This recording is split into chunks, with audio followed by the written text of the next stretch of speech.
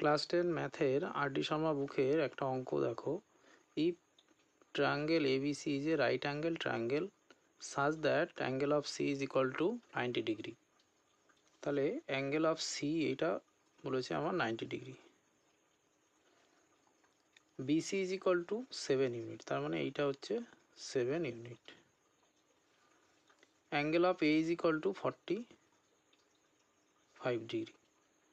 আমাদের ফাইন্ড করতে বলেছে অ্যাঙ্গেল অফ বি এইটা, আর সাইড এ বি এর লেন্থ কত এটা ফাইন্ড করতে বলেছে, আর এসি এর লেন্থ কত এইটা আর এইটা, এই দুটো আমাদের ফাইন্ড করতে বলেছে। তাহলে কি কি ফাইন্ড করতে বললো? Angle of B, side of BC আর সাইড অফ এসি, এই লেন্থগুলো আমাকে ফাইন্ড করতে বলেছে। তাহলে দেখো অ্যাঙ্গেল অফ বি অতি সহজেই আমরা এখান থেকে ফাইন্ড করে নিতে পারি। এই ট্রায়াঙ্গেলের দুটো অ্যাঙ্গেলের ভ্যালু দেখো এখানে given, angle of C and angle of A.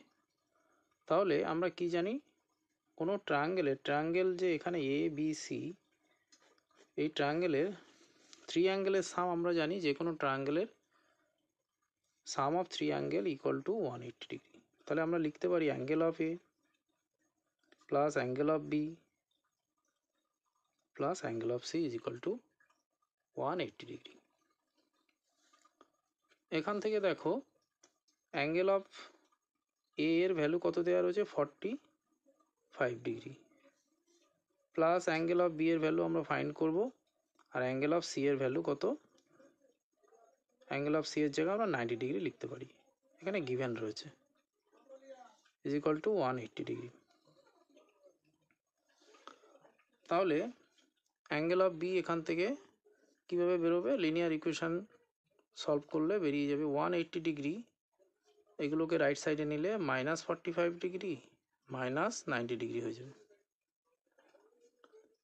তাহলে এখানে মাইনাস করলে 180 থেকে 90 মাইনাস করলে 90 ডিগ্রি, 90 থেকে 45 মাইনাস করলে হয় 45 ডিগ্রি।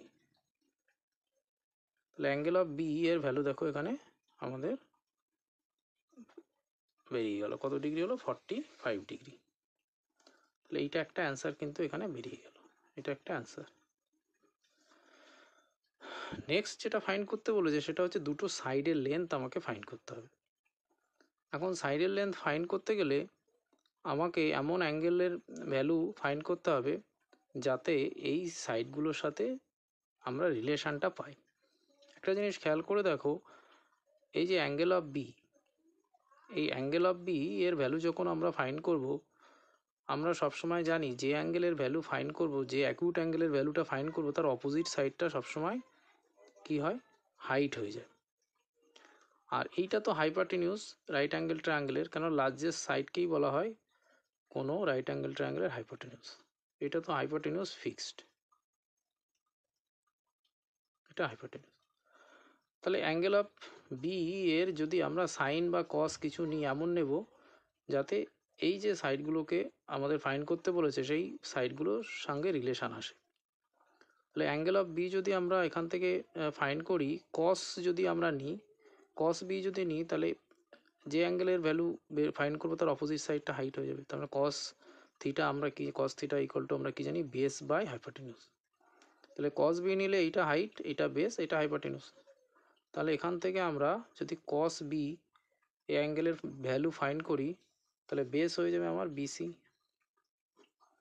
আর হাইপারটেনিউস তো এটা ফিক্সড, তার মানে বিসি বাই এবি। এবার দেখো কস বি, বি অ্যাঙ্গেলের ভ্যালু তো আমরা আগেই ফাইন্ড করে ফেলেছি, তাহলে কস 45 ডিগ্রি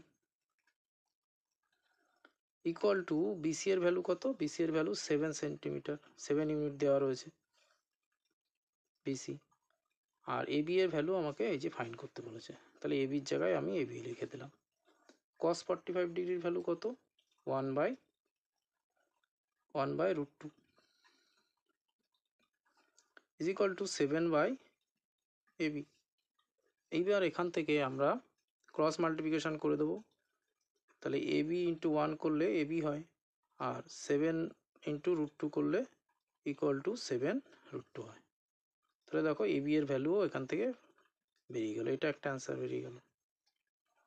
এইবার আমাকে এই বিসি এসি এর ভ্যালু বের করতে হবে। এসি এর ভ্যালু, তাহলে এসি ভ্যালু যখন বের করব তখন এমন অ্যাঙ্গেল নেব যাতে এসির সাথে সেই অ্যাঙ্গেলের রিলেশান আছে। তাহলে এখানে আমরা একটা জিনিস খেয়াল করি, হাইট এসিটা কি, এই অ্যাঙ্গেল অফ বি যদি আমরা নিই তাহলে এসি হচ্ছে হাইট, তাহলে হাইট বাই হাইপোটেনিউজের সাথে রিলেশান কার, সাইনের। তাহলে আমরা যদি সাইন বি নিই তাহলে সহজেই আমরা বের করে নিতে পারবো এসি এর ভ্যালু। তাহলে সাইন বি ইকুয়াল টু, আমরা কি জানি, হাইট বাই হাইপোটেনিউজ।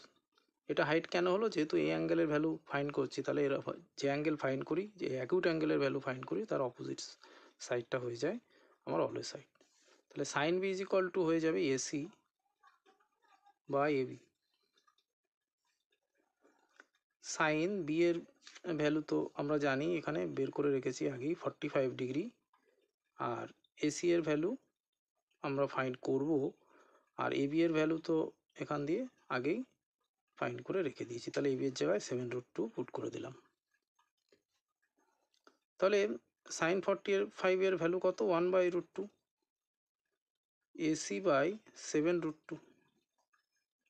এবার দেখো এখানে ক্রস মাল্টিপ্লিকেশন করলে কত হয়, √2 ইন্টু এসি হয়ে যায় ইকুয়াল টু 7√2। তার মানে এসি এর ভ্যালু বের করলে AC is equal to 7√2 by √2, √2 cancel হয়ে গেল, তাহলে 7 ইউনিট বেরিয়ে গেল। এটাও একটা আমার অ্যান্সার ফাইন্ড হয়ে গেল। তাহলে AC is equal to 7 unit, AB is equal to 7√2 unit, আর B is equal to 45 degree. এই আমার সবগুলো ফাইন্ড হয়ে গেল।